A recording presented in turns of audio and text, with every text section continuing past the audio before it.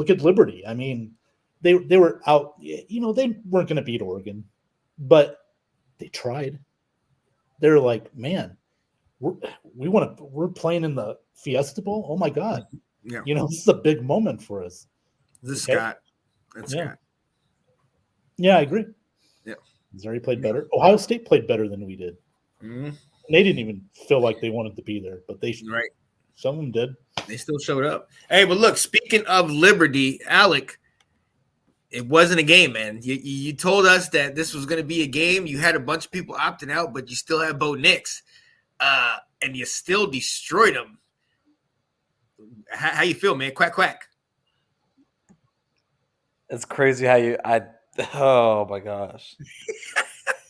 I'm doing it after the game now, all right? I'm doing it after the game. It's very, is that your New Year's resolution? Yes.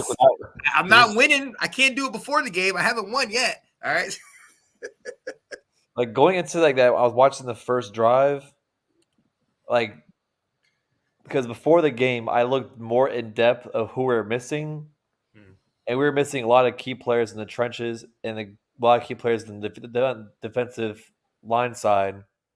And I was thinking in my head, I'm like, this could either go good for us or it can go bad for us. Good for us, where the players can the players that are there now are the ones that are transitioning to be starting D-line players next year.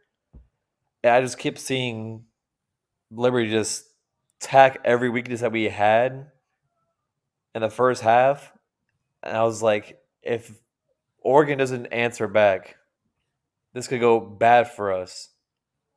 Because the one thing that kills us, our defense, is quarterbacks throwing that slant route, those quick passes, and our corners. Which I hope that one corner's on our team next year. I forgot what his name was. I hope he gets cut, transfer portal, something, because he was getting burnt.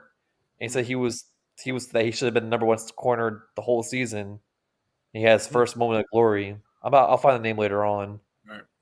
But granted, I give it was sad seeing Bo Nix's last game with us, because I feel for him like that game against Washington not only hurt them, that when that game happened, I was like, you know what, this is gonna be Bo Nix's chance of redemption. Like he even said it. He's like I don't care about the opt out for the draft. This is the game I love to play. I'm not going to go out there and leave my guys behind. I'm going to play that game like I have with them all season. And I give him credit.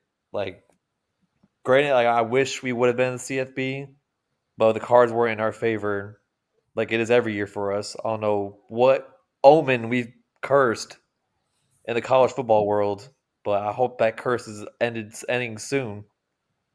And then even I loved that ESPN opened up that story that no one knew about him and Bo Nix and Tez Johnson.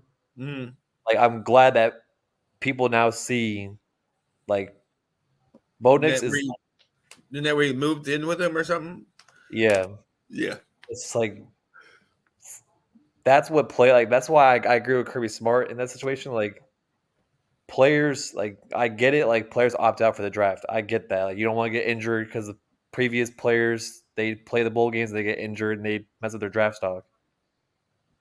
But seeing that whole team just say fuck it one last time, yeah, it brought back the Marcus Mariota that when we had him, the Justin Herbert when we had him, because we all know two quarterbacks that didn't do that shit for us. Oh, do that stuff for us. My bad. Anthony Brown and Vernon Adams. They didn't do anything. Didn't do it for us. I'll go ahead and say it. That's why I lost respect for him. And I enjoy the win. Shirts on the way, on order. And hopefully next year with Dylan Gabriel is a good one. I hope, and then even in that we have reassurance with Dante Moore for the following season. And It's been It must be nice to reload like that at quarterback, Alec. I mean, Yeah. if you think about it, if you were a quarterback and then you see what Bo Nix does and what Dan Lanning has changed that program to be, like at first, like I have my arguments with myself with Dan Lanning's call by like play calling, but what he's done to this program, he's not finished. He's not even 10% done, not even 10% started. He's building that road that Oregon should have like this is the program I remember when we had Chip Kelly, when we had Mark Helfrich. Like that's the Oregon that I've known since I was 10. The team that I've cheered for every Saturday since I was 10. Oh yeah. And seeing this program where it's at, even if it wasn't a CFB, watch out for them because Dan Lanning's not done. That's the scary part. He's not done. I can dig it. I can dig it, man. Hey, I'm here for it, man.